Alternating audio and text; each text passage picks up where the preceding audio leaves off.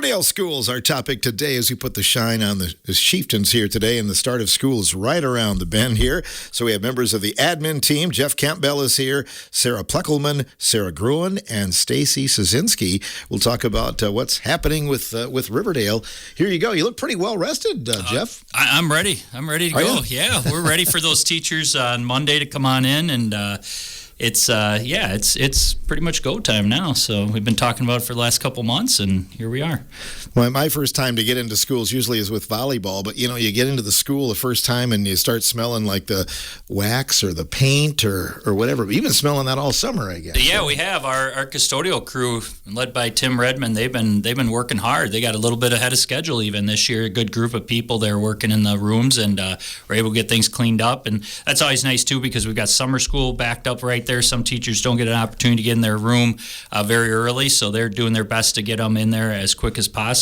And we've had a number of teachers are always in early working throughout the school. So both schools have been pretty busy since they've been given the go-ahead and getting ready for the year. And you have football practice well underway, and I think volleyball and cross country this week as well, right? Yeah, it's been a lot of kids around. There are a lot of kids around all summer with workouts and different activities we had, but you really see it now. All the high school kids back in. Football's 3 weeks in with the first game this Friday at home, and then our volleyball started on Monday. Our cross country started on Monday, and both of them will get in action next week. And I think volleyball even scrimmages this week. So it's been nice to see everybody around and see the kids back in there, and numbers are pretty solid and everything right now in the fall sports, so we're pretty happy with where we're at with those, and should have a nice start to the year.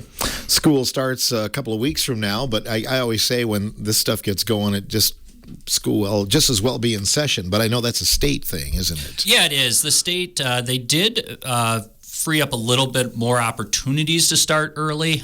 They said that you can kind of prove that some of your scores and that have gone up, so you can apply for a waiver, and then you have to kind of set a goal and reach that goal and show that, and then you kind of got to do that every year. On top of if you have construction or if you're transporting private school children, a lot of times they'll let those schools start a little earlier since you're doing the transportation anyways. That doesn't pertain to us. And then we did do with some projects, we had a little bit earlier start one year to get done a little bit earlier, so we could have the construction started on time. So but we haven't. It would be nice. I continue to tell our association it would be nice if we could start about mid-August, because I feel like the kids are here, everybody's kind of in the mood to get going, and then it's also gives them a little bit more time at the end of the year, and it gives you a little more flexibility with your calendar too. Right now you're scrunched into certain time constraints in that, because families want to wrap things up by June and want to have their kids out, and then you want to get summer school in there.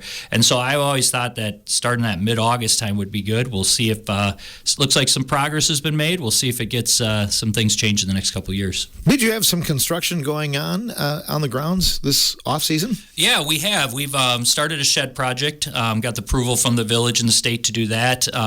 Had some excavating done on that. We'll be pouring cement here within this week, and then the bid process is out right now. So if anybody's listening in is interested in that, they can email me for the plans, and we have the bid process going through September 3rd right now, and we can send you the plans, and then you submit your bid, and then we'll look at approving that at our September board meeting, so we can get that put up. That will help free up a lot of storage. It'll help us remove one of our buildings that are kind of caving in a little bit and having some leaking issues, so we'll be able to get rid of that building and fence in our security fencing around our high school, finish that off. So that's been our main project right now. We're looking at a couple other projects here in the future, but that's kind of our main one this off season here. Your FFA alumni hosted the Donkey baseball the other night. Did you play in the game? I did. I had the opportunity to do it. First time ever. I'd been a Donkey anything. But yeah, I enjoyed it. It's actually, there's a lot to it. Then it's really interesting to watch. At first, the first couple inning or so, you're just trying to figure out the rules. That's the biggest thing. They give you this big waiver, pretty much signing your life away on it, it looks like, with all these things that could happen. And then the guy's giving all the directions, and he's talking about how this happened and this person got hurt. So we talked as a team. We said as a staff team, our goal was not to be the example that the guy went to another program program and talked about this happened at this community, so we tried to play it safe, but it was a lot of fun. It was a tremendous turnout, beautiful night for the FFA, and just the support you have for that program in our community. The people come out, and it was a fun experience. I think I've got some ideas now. It's like if we do this again, I mean, we're pretty competitive. We weren't as competitive this time because I think we're a little older, and those younger kids, they take a few more. They just go all out, and we're just we got a little bit more if we get injured, that's going to come back on us. But it was a lot of fun. It was nice to see the kids have a good time against the staff and the staff that turned out for it. And it just, I think I got some ideas the next time around. We kind of know the rules and that, and we're going to put some runs on the board. So. Oh, you didn't score this time? No, I don't think we did. We were close. Did we get one? Chelsea scored once. Chelsea scored once, and we were close to scoring and another time, and we just got beat at the end, so it's all right though. It was a fun night. Yeah, I was going to say that's kind of a nice little bonding night for you and the community. Yeah, just a chance to kick off the year in that kind of environment was neat, and a lot of laughs, a lot of fun, and it was nice to see the community get involved too with the alumni team. It just wasn't a school event. It was the FFA alumni. I think they had some people. They said from the Blue River Fire Department. It was a co-op kind of team. I think it could really grow in time if you did it again, and it was a neat experience, not something you get to see every day. Well, I told you, you told me who was coming today, and I said you always surround yourself with good people. So tell me about the admin team. Yeah, we have our admin team, and it's been a quick 2 years. We all kind of started in our roles together. So Sarah Pleckelman took over the elementary principal role, same time that I went to district administrator, and then we brought in Sarah Gruen and Stacy Zazinski to fill the junior high school principal and the director of spec ed positions, and we're into our third year together. And I talked at CISA the other day at a training, just saying that now we're progressing in that way where we've kind of laid the groundwork for things that we want to do, and now we're kind of continuing on those initiatives that we have and progressing forward as the staff has gotten to know the admin team really well, and we've gotten to know the staff really well. So we're kind of at that stage now of growing those initiatives and pushing those initiatives, and especially in our second year of our strategic plan, it's been a benefit to be together, and they're an exceptional team that I can rely on for anything. It makes my job a lot easier because they're handling a lot of those issues within the buildings, and they're not getting to me, and that just shows right then and there that they're doing a tremendous job, and we're excelling. So they'll talk about some of the new things that they're going to have in their buildings, and kind of let people know, preview the year a little bit. Wonderful. Sarah Pleckelman is drawing the short straw. She goes first here today on the admin team. Good morning. Oh, no, I thought that made me the winner here, Phil, for picking on me first. No, maybe you are. Yeah. I was going to say, just going back to the donkey baseball, that was an awesome time. And like Jeff said, the alumni, how they've come around and just supported, some of the team members were like recent grads, and then they had somebody who was like 56, 57, so had been around for a while, but everyone was there, supporting. So that was really cool. Really cool to see. All right, so a couple things that we have going on at the elementary school, like you mentioned, the fresh paint and the fresh wax for sure. Tim and his team have done a great job getting the building ready. We're ready to welcome back students. We did have 2 sessions of summer school this summer. The first one was 3 weeks in June, and then we had the last 2 weeks of July, first week of August. We had kind of kids in and out, but it was nice to see them, back for that time. And I think a lot of them now are going to be ready and excited come first day of school. We do have our back to school night at both buildings next week, Wednesday, the 26th. It's from 4 to 7 at the elementary school. The kids can come in, families can meet the teachers, kind of get reacquainted with the building. 5th and 6th graders do not have just the one single teacher for their main subjects. They rotate around for their ELA, their math, science, social studies, and their specials. So they'll be able to get their schedules printed that night, get their locker assignments, and can start bringing in their school supplies that night. Also, we do have a few families who have not completed their online registration yet at the elementary school. So we'll have teachers and devices available if we still need to do that. The support will be there to finish registration that night. So a big night that night, and it's an important one. If somebody misses it, can they, come in some other time then? Or how does Absolutely. They can always call the main office. If we have new families coming in and would like to schedule a tour, we can provide that before or after that evening as well. And we use Skyward as our student information system with family access, so parents can find teachers' names, students can log in and get their schedules as well if they don't get a chance to get their printed one on registration night. As Jeff mentioned, you guys all kind of came together at the same time there. Do you still miss the classroom, though, from time to time? Or?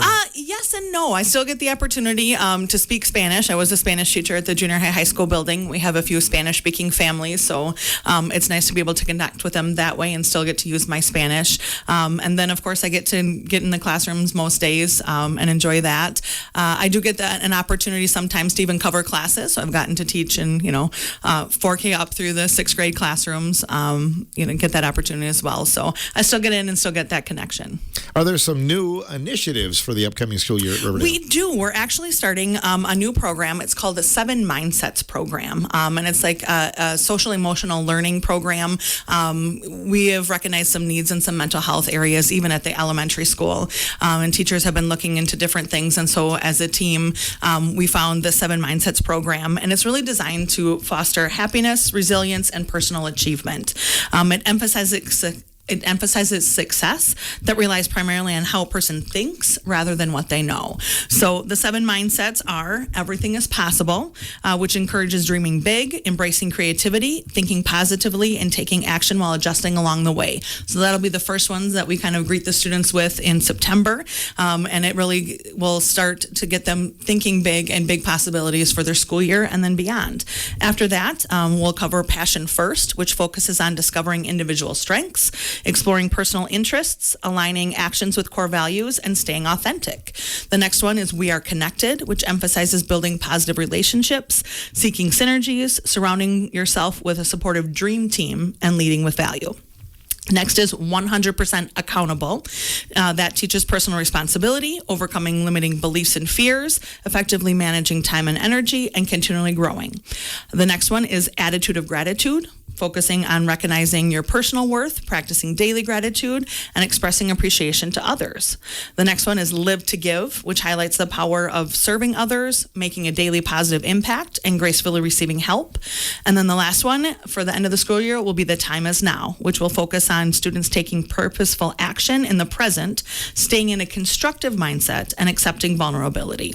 So we really appreciated these mindsets, the things that will the values that it will grow in our students. The program is really connected, not only from classroom to classroom, grade level to grade level, but from different areas in the buildings. It's going to be evident, in the cafeteria, in the hallways, with our custodians and bus drivers. It's really designed to set up strong, positive relationships from students to staff, students and their peers, and it really is going to help us focus in on creating a welcoming environment that starts when students get on the bus or enter the school doors, and will continue throughout our whole building.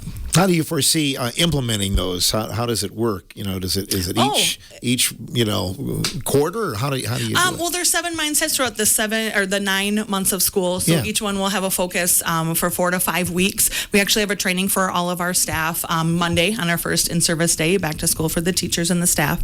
And we'll talk about that implementation then. But the program comes with ways to introduce it. There is a new quote every day that is directed toward each mindset, so we'll include that in our morning announcements, so we can just kind of have that focus, that reminder. And then teachers not only will present like the 7 mindsets lessons a little bit each day through their morning meetings, then there's also other times where they could include it in like their writing time at the end of the day, that they can have some prompts to reflect on how students can implement these mindsets and what it would look like in their daily lives. Are there new procedures this year that you'd like to talk about? Yeah, we have taken Jeff is actually really good at taking a look at the safety of our students and our staff.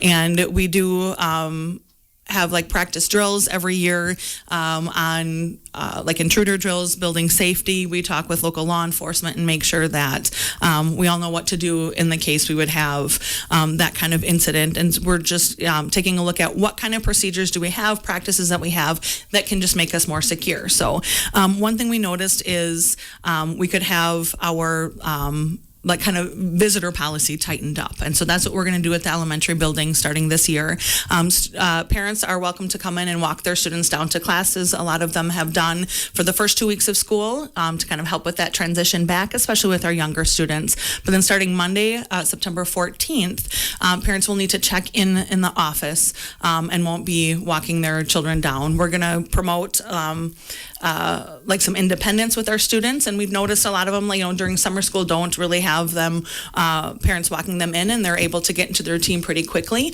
We have a lot of paraprofessional support individuals who will be greeting students as they come in the door and will help transition them to class. So that kind of just limits the amount of people in the building throughout the school day. It will increase our safety, as we said, will help us to get focused on instruction and really protect those instructional minutes as well. So they come to the front door like during the day and be buzzed in as usual? Absolutely. And then they come right to the main office, sign in.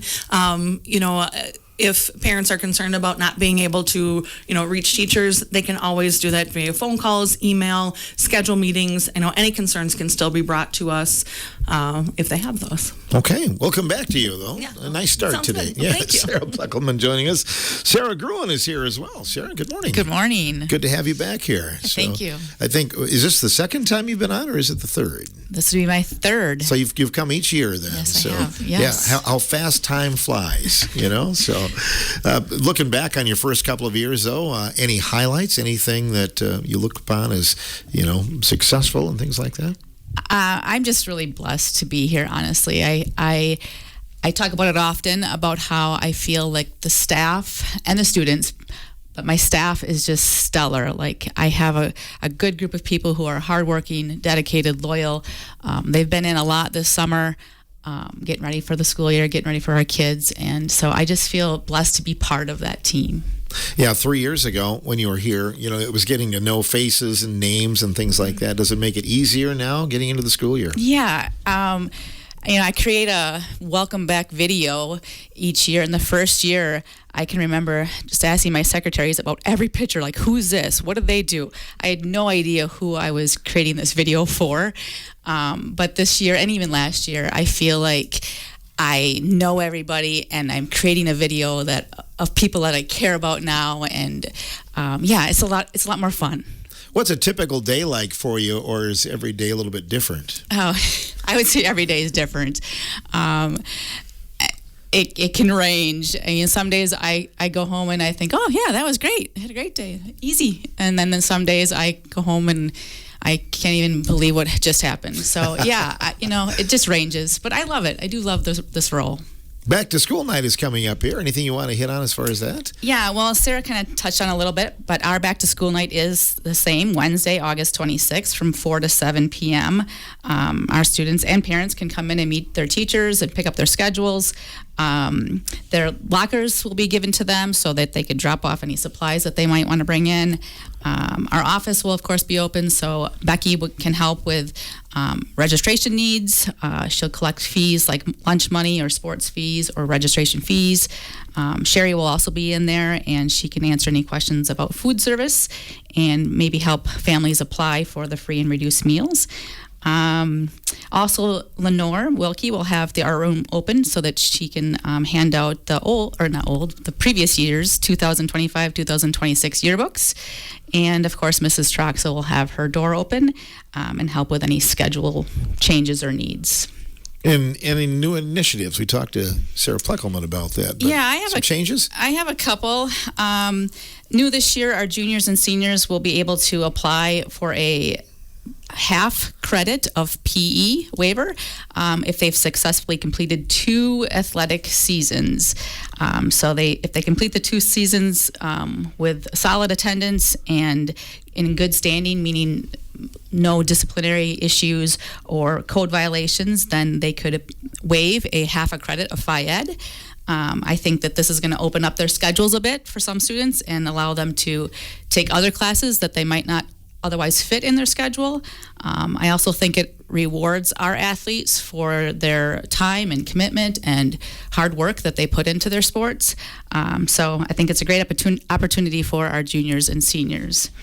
And then one other initiative that we're implementing is This year, eligible students will be able to waive their semester final exams. So in the past, every student had to take every final exam no matter what.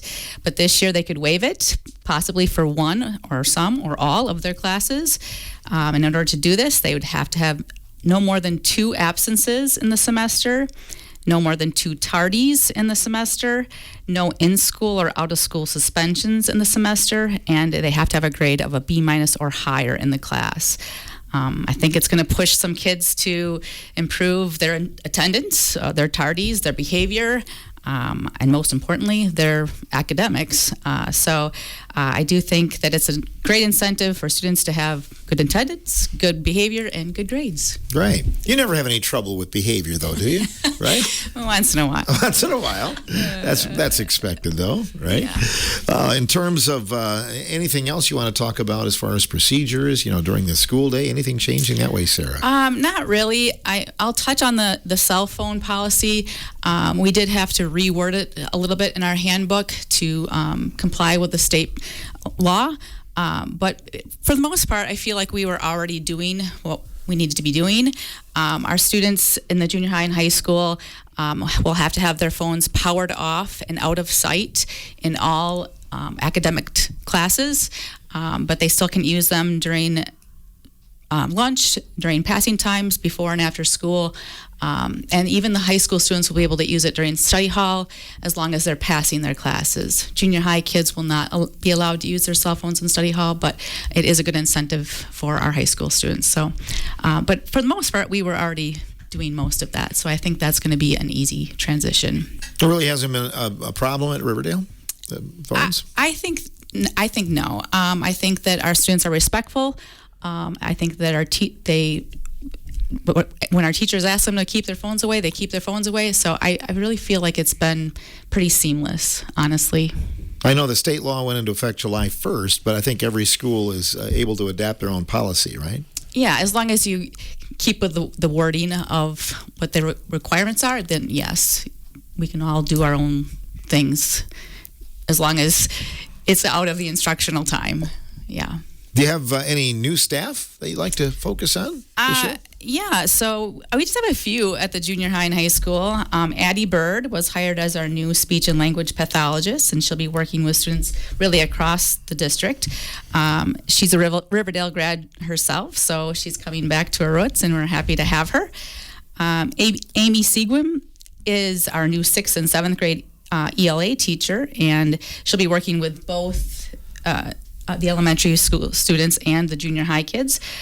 She comes to us with a lot of experience and is already busy in her room preparing for our students and learning a new curriculum. So we're excited to have her at Riverdale.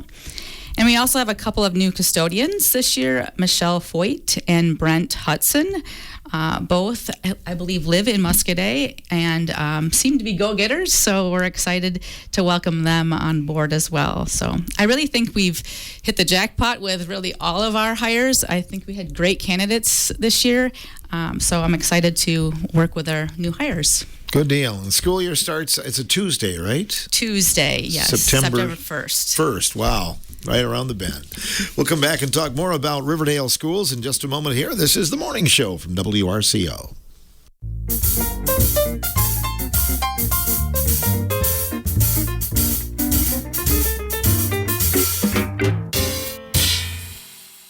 Welcome back to our morning show studios on WRCO Radio. Today we're putting the focus on Riverdale schools, and Stacy Szynski is in to kind of go over the review of the special education program at Riverdale. Good morning, Stacy. Morning, Phil. Good to have you in here in the studios. Good to be here. So what excites you about the new school year? Oh, man. I think year 3 feels good, like we've talked about already, knowing all of the staff. I also think, like Sarah Gruen had mentioned, we have just a phenomenal staff, and I get to see them all because I get to work in both buildings. So I feel really lucky that I get to develop relationships and just see the magic that happens all the way from early childhood all the way up through 12th grade. We've got a couple of new staff members joining our special ed team. Sarah had mentioned Addie Bird is joining us as speech and language pathologist, which is awesome. And then we have Emily Powell joining us as a K-2 special ed teacher. And I mean, she used the exact words that come to mind for me too. We really just continue to hit the jackpot, especially with special education staff, which I know can be really, really challenging to find. And it feels like the staff was already there when I came on board is phenomenal. And then everyone we've added to that since has just continued that. I mean, we are so fortunate in the staff that we have and the way that they care for the kids and they care for each other.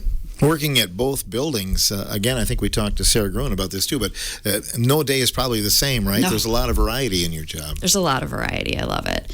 I think it's great. I mean, to some degree, we have the same challenges that most public schools face, but I think we also have an extremely strong admin team, which is very, very helpful. And our staff just generally seems to care about each other and to really care about the students. And I think that sets us apart. When challenges do arise, we're able to handle them and to come together and to remain student focused. And it's great. Since the time you've been in education, there have been a lot of new movements in terms of special education. Probably, does it make it any easier, or how do you look at it? Oh boy. I think that the changes that they make in special education, which usually come down from above us, DPI kind of guides us in that, they are always very well-intentioned. I think they are always trying to really center the students and what's best for them and families. It's just unfortunate that sometimes the other side of things, like funding and stuff like that, can make it challenging to execute them, maybe the way that they're intended to be or written. But I think we continue to grow. We continue to learn and do our best. It's a challenging career, teaching in general. I think we ask a lot of our teachers, and a lot of things that trickle down from other parts of society kind of land in the classroom, and that can be really hard. But I feel very fortunate that we have a really strong team and a really great team and a really good community that wants to support the school as well. And I think that helps a lot with some of those challenges. Yeah, it's a challenge to be a teacher at any level. I know. I think there is a higher burnout rate with special education, if I'm not mistaken. What keeps you going? What keeps you fresh? The kids. And the staff too. But the kids are, I'm so excited for them to all be back in the building. They just bring such an energy, and they make every day different. And sometimes, like Sarah, you go home and go, oh man, I think I should write a book after that day. But they also are just, you can't, not think that they deserve the best when you're with them every day and want to give that to them and want to show up for them and to do your best every day. So it's really the students. Will you have anything special coming up for the back to school nights and those things that are going on next week? Not really. I mean, we're doing a lot of work right now, just making sure that we have everything ready for our kiddos that receive special education services. So that means, we might have some IEP meetings coming up, just meetings with our paraprofessional staff, just doing what we can to get things ready. But our special ed teachers are there for open house. They love when people pop in to meet them, whether or not you're receiving special ed services. They're a part of the whole team, so they love to meet all of the kids. If parents do have questions about anything, I'm there too for open house, and also available anytime for them to call and reach out to. Indeed. You work through the summertime then too? Yeah. You're there all the time then? Not all the time. Not all the time. Not as much as everybody else, but I'm there during the summer, yeah. Enough, right? So back to it, next week then? And anything special coming up for the school year? Anything else you'd like to talk about? I don't think so. I'm just excited to get going and to be able to support some of the new initiatives that we have going. That social emotional piece in the elementary school, I'm really excited for that and what that's going to do for the well-being of our students and our staff. Right, and I think that was when Sarah talked about that, that's one of the first things I thought of too, is mental health and awareness and things like that, and making you feel like you've made strides in education with that. Yeah, I think that especially, I think it's so amazing that as a district, we're able to recognize that that's such a need and to put the resources into addressing that with our students and our staff. And so I feel very fortunate to be in a district that cares about that. Sarah Pleckelman, certainly anything else you want to talk about? Other items at the rest building this fall? Well, absolutely. First, I'd like to say that Stacy is pretty modest over there. She didn't mention that she wrote and was awarded a grant to transform some of our spaces in the office, kind of going off that social emotional learning and just really working on protecting student and staff mental health. So she was awarded some items that are going to make some of the office spaces a little bit more welcoming for students. I know traditionally you think of as students being sent to the office as a negative thing, right? Usually for poor behavior. But sometimes we just have students who need a break. So she was able to get some resources that are going to help provide some spaces for that, make it more welcoming, make it more kid-friendly. And just allow students to kind of have like a calm down time, a calm down space. And it could be coming just for their mental break. It could be even for a negative behavior, because when kids are escalated, we're not going to say or do anything that's going to change that behavior or change that pattern. So the resources she's got is going to help them to kind of calm down when they are escalated and then allow us to address behavior in an more effective way. So we're really excited for that as well. And again, all thanks to Stacy's efforts, but she's not going to toot her own horn. I will for her. Would you like to expand on that in terms of some of the items that you have or some things that you're going to utilize in the office? Sure. I mean, they're pretty simple. And I mean, I have to say, yes, I got that. Thank you, Sarah. But it is only with that coordination with Sarah and having that support of the building leader to say, yeah, this makes sense. Of course, even when a student does, inevitably need a consequence for a behavior, we want them to be in a space where they're regulated and able to talk through that. And for her to recognize that, again, so lucky, because not all people in education do, and that's a huge thing. So I just appreciate that. And yeah, I mean, it'll be simple adjustments to a space, but I think, like she said, make it a little bit more kid-friendly and just more what we want it to be, and able to get those kids in a good space, get them regulated, work through any problems, and get them back in the classroom to learn. Great. Well, congratulations on that. Also, for the first day of school, any changes, Sarah Pleckelman? At the elementary building, all students will start on September 1st, but there are a couple different changes at the junior high school that I'll let Sarah Gruen mention. Oh, Sarah Gruen. Sure. So at the junior high school, it's a little different. So on Tuesday, September 1st, it's the first day for just our 7th grade, our freshmen, our academy kids, and any new students. It's just an orientation day, so they can get acquainted with the school, the building, and their schedules. We'll also talk to our freshmen about all the great things available to them as high school students. So, and then the first full day for all 712 students would be Wednesday, September 2nd. So. Okay. It's coming up right around the bend, ready or not. Yeah. Anything else either of you two would like to add this morning? Yeah, I would just like to give a shout out to our new staff members at the elementary building. Sarah and Stacy had already mentioned adding Addie Bird.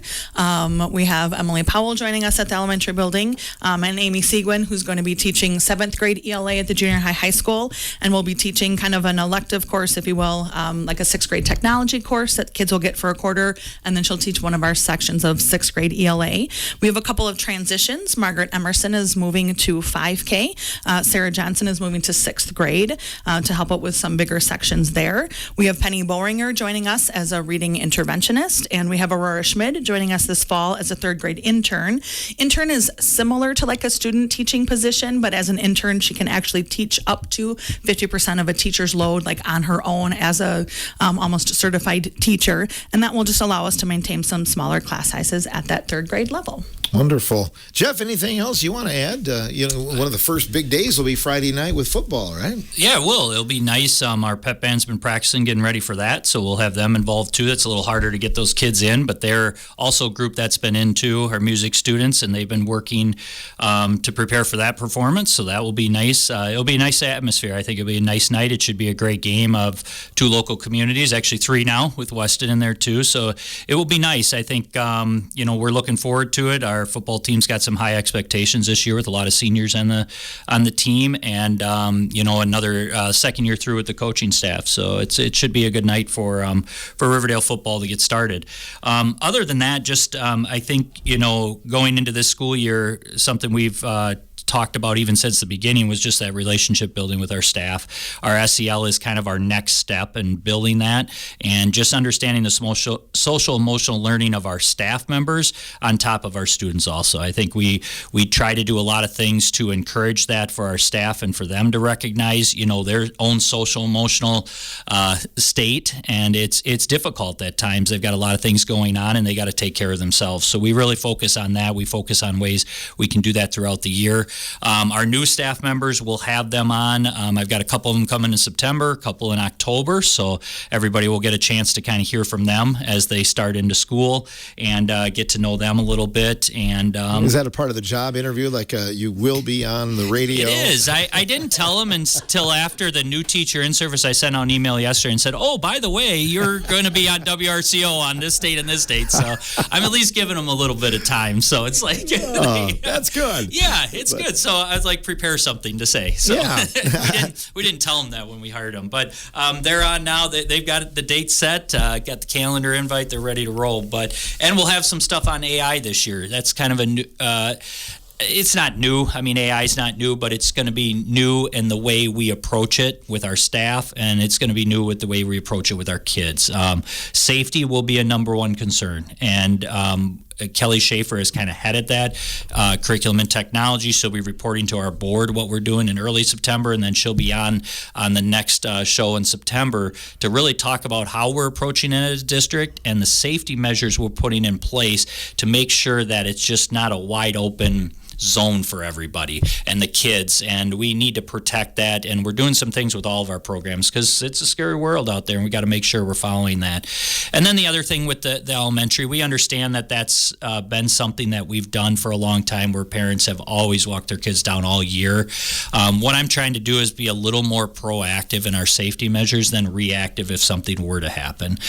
There was nothing that alarmed us to this. Every year I look at ways, I study other handbooks, talk to other administrators, how are you handling safety when we're at learn from trainings and that, and we just want to make sure that we're taking every precaution we can to make sure our kids are safe and our families are safe, and we'll still have opportunities for people to come in. We're not pushing people out. It's just we need to make sure we know everybody that's coming in and around our kids at every part of the day now.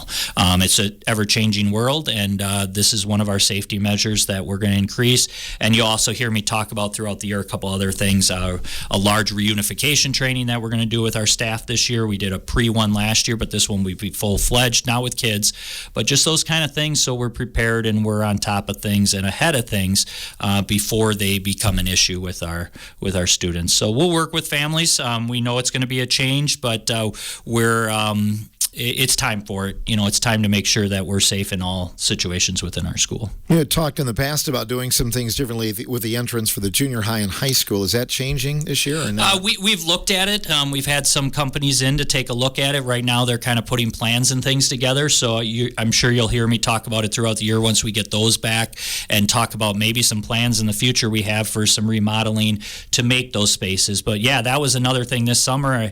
I just noticed we need to look at our entryways. We have the buzz-in system, which is great, but there's some new ways that they're recommending you build your offices around those entryways, and we need to keep up with that. And those are things that I'm progressing forward in, just in the planning stages. And then as we come out and we feel it's necessary, we'll look at those plans for the community. Indeed. Well, we've got a lot to talk about this school year. I look forward to always having you on because you do a great job of spotlighting Riverdale. So. Yeah, it's a great place, and we're looking forward to seeing the kids teachers next week and the kids the following week. And we didn't even talk about the best donkey rider here. Stacy is right. She set the tone. She set the tone early on. We batted her up in the order, and she let us all know that this is a dangerous sport. So she did a great job. So we're proud of her. How are you feeling today too? Like I fell off a donkey. Yeah. Her and Larry Swigum. Yeah, Larry went overboard. So next time you see Larry, ask him about his experience. Well, I'm sure it didn't hurt him very much. Oh, he bounced right back up. He was ready to roll. So. Thanks, guys. You bet. Thank you. Going to talk about Riverdale today. Jeff Campbell joining us along with Sarah Pluckelman, Sarah Gruen, and Stacy Szynski.